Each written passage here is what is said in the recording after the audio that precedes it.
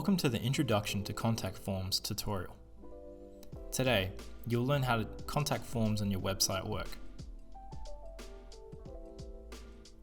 Contact forms are used on your website to allow your visitors to get in touch with you or submit information that you need to gather an appropriate response.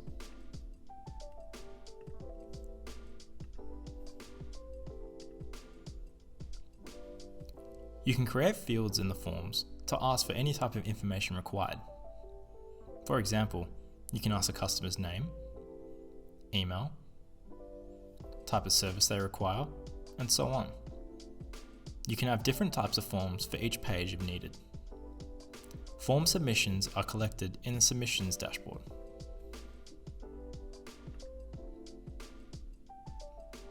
You can set actions after submissions for the contact forms.